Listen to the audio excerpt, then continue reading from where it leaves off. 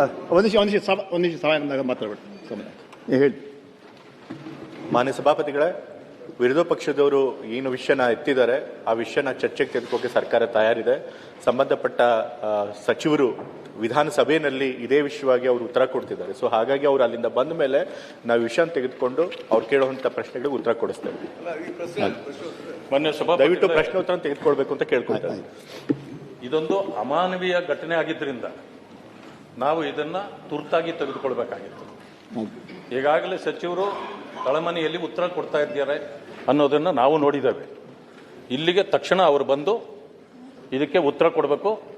ನ್ಯಾಯಾಂಗ ತನಿಖೆನೇ ಆಗಬೇಕು. ಆ 1 ಕೋಟಿ ಅವ್ರ ಪರಿಹಾರ ಕೊಡೋ ಘೋಷಣೆ ಆಗಬೇಕು ಒಬ್ಬೊಬ್ಬರಿಗೆ. ಇದರ ಬಗ್ಗೆ ಆಯ್ತು. ಆದ್ರೆ ಇನ್ನೊಂದು ಘನವಾದ ವಿಷಯ ಇದೆ. ಅಲ್ಲ, ಇದು ಫಸ್ಟ್ ಮುಗಿಸಿ.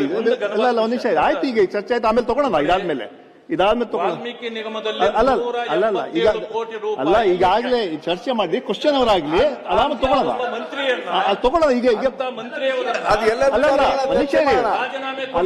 ಅಲ್ಲ, ಒಂದ್ ನಿಮಿಷ ರೀ.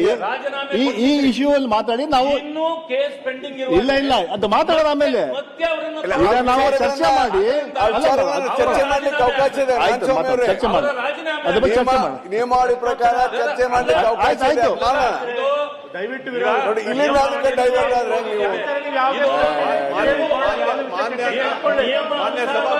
ನೀವು ಸದನವನ್ನ ನಾನು ಮನವಿ ಮಾಡ್ತೇನೆ. ವಿರೋಧ ಪಕ್ಷದ ನಾಯಕರಿಗೆ ಮನವಿ ಮಾಡ್ತೇನೆ, ಸದನವನ್ನ ಗೌರವವಾಗಿ ನಡೆಸಿಕೊಡ್ಬೇಕು. ಅವಕಾಶ ಮಾಡಿಕೊಡಿ. ಮಾನ್ಯ ಮುಖ್ಯಮಂತ್ರಿಗಳು ಬಂದು ಹೇಳ್ಬೇಕು. ಈಗ ನಾಗೇಂದ್ರ ಅವರು ರಾಜೀನಾಮೆ ಕೊಟ್ಟಿದ್ದಾರೆ.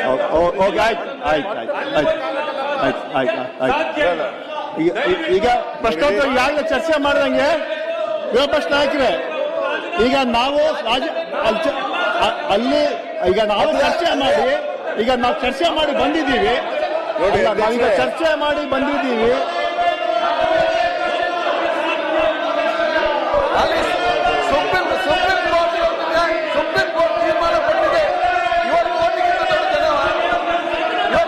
ಈಗ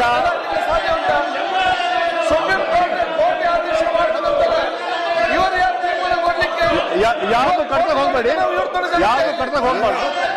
ಈಗ ವಿರೋಧ ನಾಯಕರೇ, ನಾವು ಚರ್ಚೆ ಮಾಡಿ ಬಂದು ಒಂದು ನಿಮಿಷ ನಾವು ಚರ್ಚೆ ಮಾಡಿ ಬಂದು ಅವ್ರು ಉತ್ತರ ಕೊಡ್ತೀವಿ ಹೇಳಿದೀವಿ.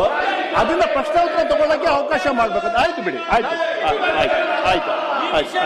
ಆಯ್ತು ಬೇರೆ ವಿಷಯ. ಆಯ್ತು, ಓಕೆ.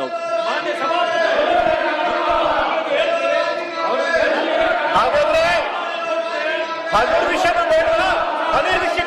ವಿಷಯಕ್ಕೂ ಚರ್ಚೆ ಬೇಡವಾ? 13 ವಿಷಯ ಚರ್ಚೆಗೂ ಬೇಡವಾ ನಿಮಗೆ? ಆಯ್ತು, ಕ್ವಶನ್ ತಗೊಳ್ಳೋಣ. ಆಯ್ತು, ಚರ್ಚೆ ಬೇಕು ಅಂತ ಹೇಳಿ ಅದ್ರ ಉತ್ತರ ಬೇಡವಾ ನಿಮಗೆ?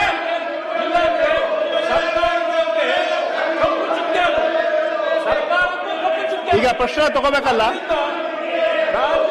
ಈಗ ಕ್ವಶನ್ ಅವ್ರು ತಗೋಬೇಕಲ್ಲ. ಈಗ ಆಯ್ತು,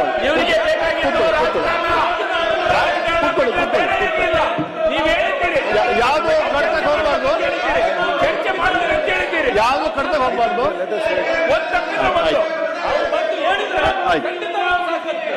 ಆಯ್ತು.